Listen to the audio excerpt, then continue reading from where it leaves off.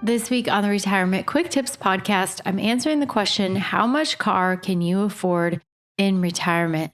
And I'm talking too about how that decision will change in retirement, because how much car can I afford while you're still working could be very different than how much car can I afford and some of your priorities once you're in retirement. Now, today I'm talking about the very first thing you'll want to do when making a car buying decision, and that is to understand the current car market. The vehicle market went absolutely bananas during the pandemic. We had supply chain issues, we had shutdowns. So that meant a lot less availability of cars from 2020 all the way through basically last year. Now, things have started to cool a bit. They're returning to normal, but they're not back to normal yet. And I felt this very acutely because in the last 4 years since COVID hit, I've bought not one, but actually 2 cars in that time. And in the summer of 2020, I was about 7 months pregnant with our 3rd child. And we didn't have a car that could fit 3 kids, especially 3 kids in car seats. So I needed to go down the route I said I would never do, and that is to buy a minivan. And it took us a while to find the right car because my husband, I mentioned yesterday, he's a car guy. He basically tells me what car I'm going to buy, and that's what we do. He makes the decisions when it comes to cars. And usually I'm fine with that. But honestly, I was actually pretty excited to get a minivan, and we needed one. We absolutely needed one because otherwise we would have no way to transport our entire family anywhere. So he found me a car. He told me, go down to the dealer because he actually hates to negotiate. I'm terrible at it as well, actually. But I went down there, waddled in with my 7-month pregnant body, and tried to buy myself a car. And I actually went away buying the car that I had gone in there to purchase. It was a couple of years old at that point. But we bought it from a dealer, paid cash for the car. And what's interesting, in the couple of years that followed, I could have sold that minivan at any point between like when I bought it and probably like even to the beginning or middle of last year. And I actually made a profit on it because used car prices, they just kept going up and up, and depreciation. It's like there is no depreciation over the last few years, and it just didn't follow the normal pattern. So you have the price of the minivan that I bought, you have other used cars.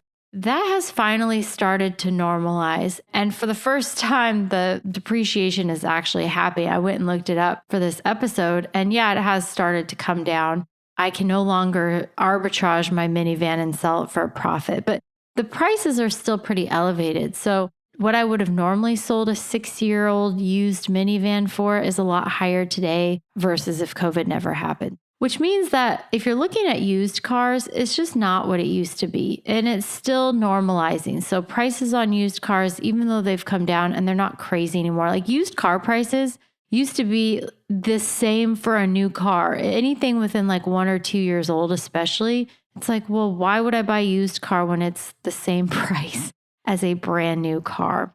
So in many cases, though, cars that are 2, 3, 4 years old, they're still pretty high, but they have started to come down. Now, you couple that with the fact that interest rates are quite a bit higher. So last year, after adding a 4th child to the mix, we actually had 4 kids, so there's 6 of us and only 1 car in our family that could fit all 6 of us. And that worked for a little while, but we knew we were going to have to buy another car eventually that could fit all of our family, 2 cars that could fit all of us. My husband and I, we both work, we share kid duties, drop off, pick up, activity shuttling, etc. So we needed a car that could take all of us.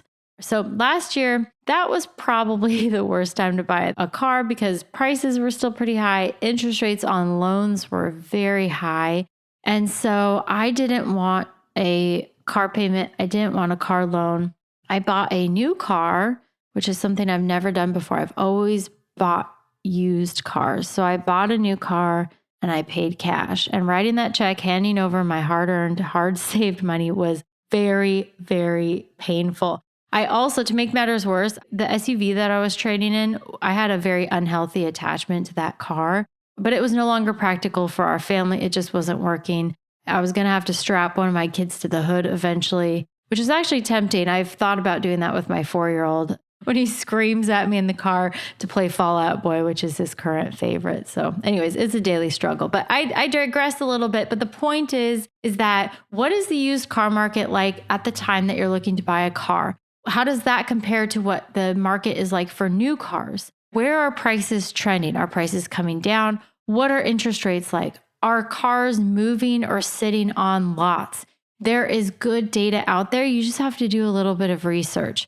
And so the activity, what the market is like, that definitely impacts prices. It also is going to impact other incentives. So if car sales are sort of sluggish, if prices are coming down, which they have been, then all of a sudden you see a lot more incentives from dealers. Like they're throwing out financing deals, lease deals. So those things could impact your decision. I remember I had a client, this was way back right after the global financial crisis, probably like 2010, 2011. The car market at that time was absolutely depressed. Like it was insane how much bad it was. He got a car loan, 5-year car loan at 0% interest, 0%. And he's like, I would be stupid not to take that. So he could have paid cash for the car that he bought, but he was like, well, why? They're 0%. He still had the payments, but no interest attached was a pretty good deal. Now, things are obviously much different today. Rates on car loans, they vary quite a bit depending on your credit or if you're buying from a dealer and they're offering some incentive. But it can be anywhere from like, I've seen incentives where they're offering like 2%. But I think typical is probably 5 or 6% on a financing if you have good credit. If you don't have great credit, I think the average car loan is actually somewhere around like 10 to 12%. So rates can be much higher. They can vary quite a bit. But things are starting to shift because dealers are having a harder time selling cars right now.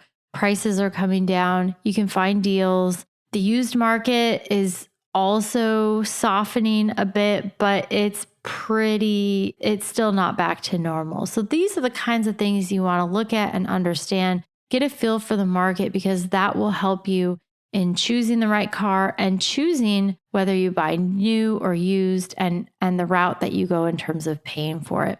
All right, that's it for today. Thank you so much for listening. My name is Ashley Michike, and this is the Retirement Quick Tips Podcast.